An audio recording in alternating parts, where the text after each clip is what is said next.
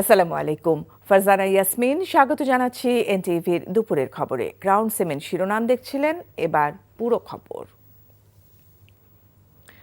ঐক্যবিহীন সংস্কার এবং সংস্কারবিহীন নির্বাচন দেশকে এগিয়ে নিতে পারবে না বলে মন্তব্য করেছেন অন্তর্বর্তী সরকারের প্রধান উপদেষ্টা ডক্টর মোহাম্মদ ইউনূস।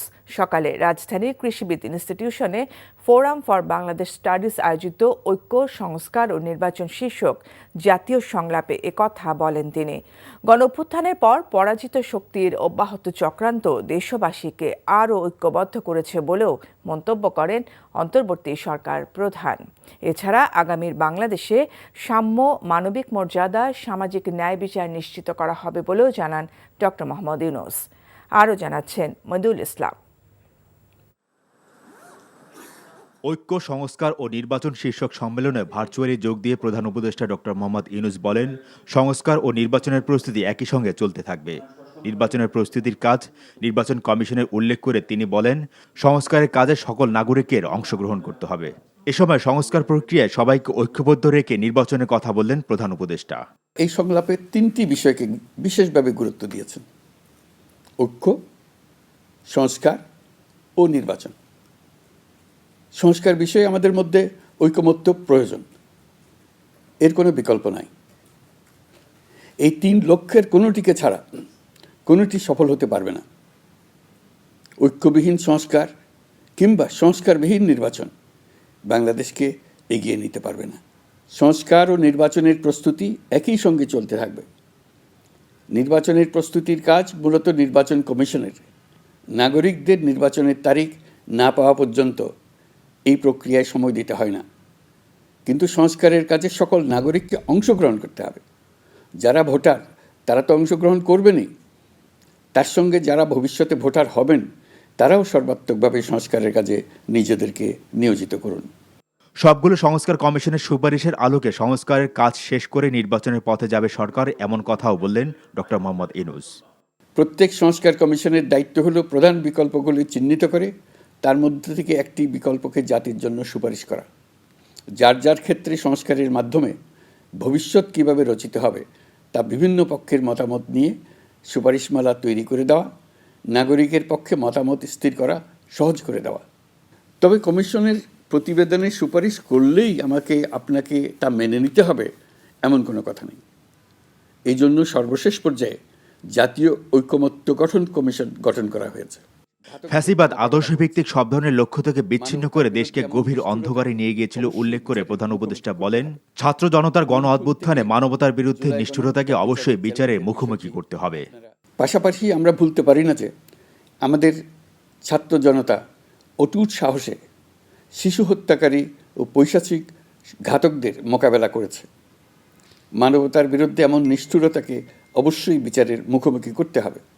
গুম খুন থেকে জুলাই গণহত্যার বিচারের চ্যালেঞ্জের বিষয়টি আপনারা আপনাদের সংলাপের অন্তর্ভুক্ত করেছেন, এতে আমি আশ্বস্ত হয়েছি। গণ অভ্যুত্থানের বিরুদ্ধ শক্তি দেশের চলমান ঐক্যবদ্ধ শক্তির মধ্যে ভাঙন সৃষ্টি করার ক্রমাগত প্রয়াস চালাতে থাকলেও ঐক্যবদ্ধ আরও মজবুত হচ্ছে বলেও জানান প্রধান উপদেষ্টা ডক্টর মোহাম্মদ ইউনূস। মইদুল ইসলাম, এনটিভি নিউজ, ঢাকা।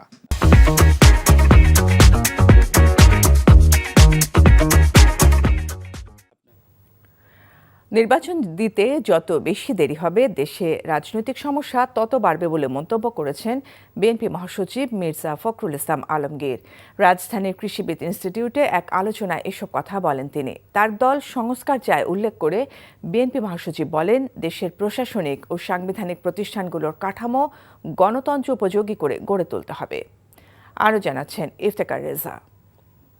রঙ্গমঞ্চ হয়েছে, সেখানে কাদেরকে কৃষিবিদ ইনস্টিটিউশনে জুলাই আগস্ট গণ অভ্যুত্থানের নিহতদের পরিবার এবং আহতদের বক্তব্য দিয়ে শুরু হয় ফোরাম ফর বাংলাদেশ স্টাডিজ আয়োজিত ঐক্য, সংস্কার ও নির্বাচন শীর্ষক জাতীয় সংলাপ। জনগণকে বাদ দিয়ে কোনো কিছু সম্ভব নয়। বিএনপি সবসময় গণতন্ত্রের পক্ষে উল্লেখ করে দলটির মহাসচিব মির্জা ফখরুল বলেন, নির্বাচন দিতে দেরি হলে রাজনৈতিক সংকট বাড়বে। সংস্কার পক্ষে আমরা প্রথম থেকে, দুর্ভাগ্য আমাদের এখন কিছু কিছু বক্তব্য আসছে যে বিএনপি সংস্কার চায় না, নির্বাচন চায়। এই কথাটা সঠিক নয়। আমরা বারবার করে বলছি, ন্যূনতম যে সংস্কার প্রয়োজন একটা নির্বাচন করার জন্য, গ্রহণযোগ্য নির্বাচন করার জন্য সেই সংস্কারটুকু করে আমরা নির্বাচনে যেতে চাই। যত বেশি সময় যাবে আমার কাছে মনে হয়, আমাদের কাছে মনে হয় যে সমস্যাগুলো তত বাড়বে। সংলাপে অংশ নিয়ে অন্য বক্তারা বলেন, দ্রব্যমূল্য নিয়ন্ত্রণ, বেকারত্ব নিরসন না করা গেলে টেকসই সংস্কার সম্ভব নয়। এই যে যত আলোচনা শুনলেন, এর ভিতরে কি একবার শুনেছেন আপনারা গার্মেন্টস শ্রমিকের বেতন কত হবে, সে ন্যায্য মজুরি কিভাবে পাবে, এমন ফসল আসছে আমার কৃষক দাম পাবে কিনা? আপনি কি জানেন এই মুহূর্তে মধ্যবিত্ত 80 টাকার শাকের আঁটি কেমন করে খাবে? কই সেই আলোচনা তো আসে না। এই যে যুব সমাজ বসে আছে, একবারও তো আলোচনা হলো না কর্মসংস্থান কেমন করে হবে। ওই সংস্কার কি আমি দেখেছি? ইতিহাসের বিভিন্ন ধরনের ব্যাখ্যা বিবরণ নিয়ে নিজেদের ভিতরে বিভেদ সৃষ্টি না করে ভবিষ্যতের বাংলাদেশকে নিয়ে, আমাদের স্বপ্নের জায়গাটাকে নিয়ে ঐক্য সৃষ্টি করতে হবে। ঐক্যের প্রশ্ন যখন বলা হচ্ছে, তখন ঐক্যটা হচ্ছে একাধারে প্রতিষ্ঠানগুলোর ব্যাপারে তৈরি করার ব্যাপারে সকলের একমত হওয়া, যার অধিকাংশই প্রকৃতপক্ষে আছে। বাকিটা হচ্ছে যে আদর্শিকভাবে বাংলাদেশে যেন আরেকবার স্বৈরতান্ত্রিক ব্যবস্থা তৈরি হওয়ার পথ পদ্ধতি না থাকে, সেই জায়গায় ঐক্যমত্যটা তৈরি করা। এখনো ঐক্য বিনষ্টের প্রচেষ্টা চলছে। কারা ঐক্য প্রচেষ্টা বিনষ্ট করছে? কি সে বক্তব্য, কি সে ইস্যু যা ফ্যাসিবাদ বিরোধী আন্দোলনে জাতীয় ঐক্যের ইস্পাত কঠিন ঐক্য তৈরি করেছিল, সে ঐক্যের মধ্যে বিভেদ সৃষ্টি করতে পারে এমন কোন বক্তব্য ফ্যাসিবাদ বিরোধী আন্দোলনে অন্তত আমরা জানাছিলাম, তাদের কাছ থেকে আশাটা হচ্ছে আরেকটা জাতীয় ঐক্য বিনষ্টকারী আরেকটি কার্যক্রম। ছাত্র জনতার অভ্যুত্থানের ঐক্যের পথ ধরে আগামীর বাংলাদেশ গড়তে সবাইকে একসাথে কাজ করার আহ্বান বক্তাদের। Iftekhar Reza, NTV news, Dhaka.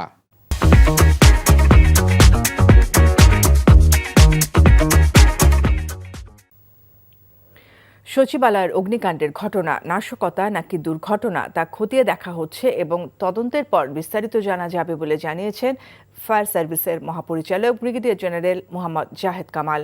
সকালে সচিবালয়ে অগ্নিকাণ্ডের ঘটনাস্থল পরিদর্শন শেষে সাংবাদিকদের একথা জানান তিনি। অগ্নিকাণ্ডের ঘটনায় উচ্চ পর্যায়ে গঠিত তদন্ত কমিটি কাজ শুরু করেছে বলেও জানান তিনি। ৭ নম্বর ভবনে ক্ষতিগ্রস্ত কক্ষগুলো থেকে আলামত সংগ্রহ করা হচ্ছে। এখনও আগুন লাগার কারণ জানা যায়নি। রাজনীতিবিদ ও অন্তর্বর্তীকালীন সরকারের উপদেষ্টাদের কেউ কেউ এই আগুনের পেছনে ষড়যন্ত্র আছে বলে মনে করছেন, যদিও সরকারের পক্ষ থেকে বলা হয়েছে তদন্ত শেষ হওয়ার আগে এ বিষয়ে নিশ্চিত করে বলা যাবে না। গত বুধবার মধ্যরাতে প্রশাসনের প্রাণকেন্দ্র সচিবালয় আগুনে পুড়ে গেছে। স্থানীয় সরকার, পল্লী উন্নয়ন ও সমবায় সহ 5টি মন্ত্রণালয়ের বিভিন্ন নথিপত্র। আমরা তদন্তের কাজটা শুরু করছে, এখনো আমাদের পক্ষে কোনো কিছু বলা সম্ভব না। আমরা ভিজিট করেছি, সবাই তদন্ত চলছে। আমি একজন তদন্তের মেম্বার, আমি তো মন্তব্য করতে পারি না। অগ্রগতি হচ্ছে, কালকে 3:30টায় আমরা আবার বসবো।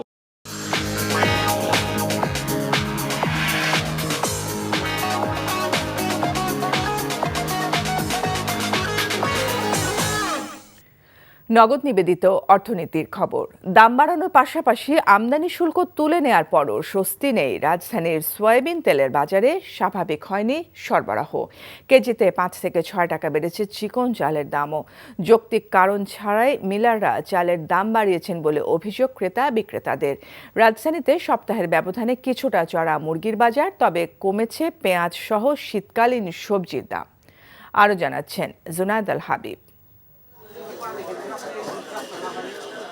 আবারও বেড়েছে চালের দাম। চলতি সপ্তাহে মিনিকেট, নাজিরশাইল সহ সব ধরনের চিকন চালের দাম বেড়েছে কেজি প্রতি 5 থেকে 6 টাকা।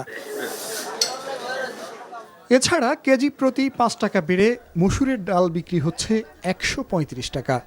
অন্যান্য নিত্য প্রয়োজনীয় দ্রব্যাদি বিক্রি হচ্ছে আগের মতো চড়া মূল্যেই।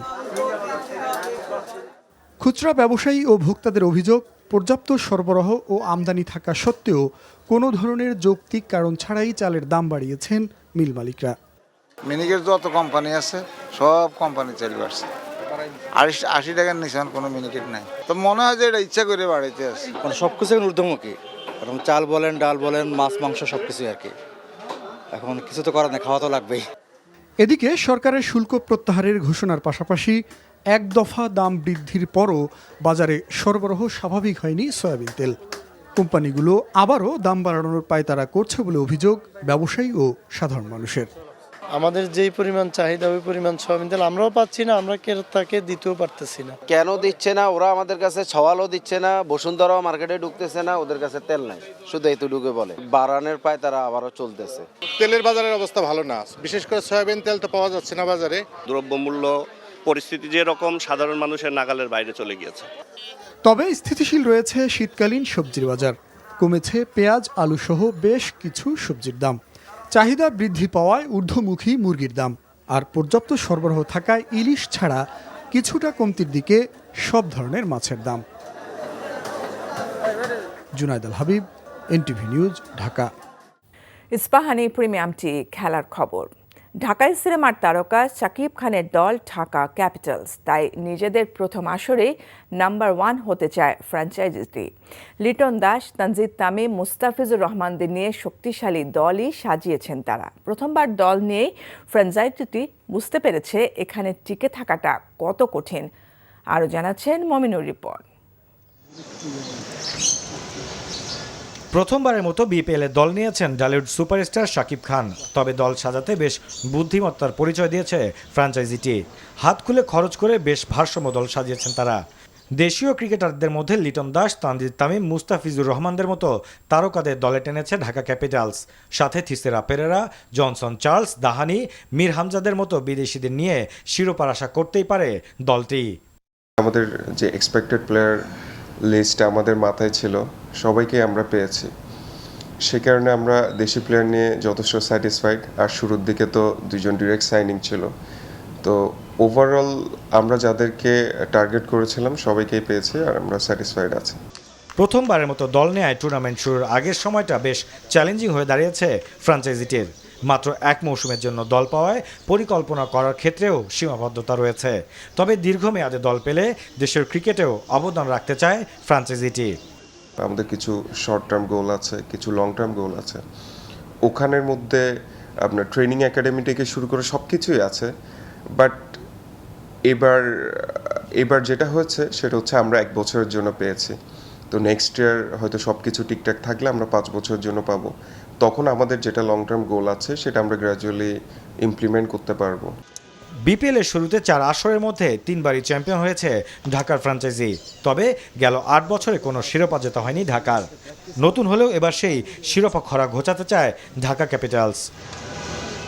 Mominur Ripon, NTV news, Dhaka. এই ছিল দুপুরের খবরে। এই খবরের ভিডিও সহ আপডেট জানতে ভিজিট করুন এনটিভি অনলাইন www.ntvbd.com। এছাড়াও এনটিভির জনপ্রিয় সব অনুষ্ঠান ও খবরের আপডেট জানতে ভিজিট করুন আমাদের ইউটিউব ও ভেরিফাইড ফেসবুক পেজ। 5টায় দেশের খবর দেখার আমন্ত্রণ রইল। ধন্যবাদ সবাইকে।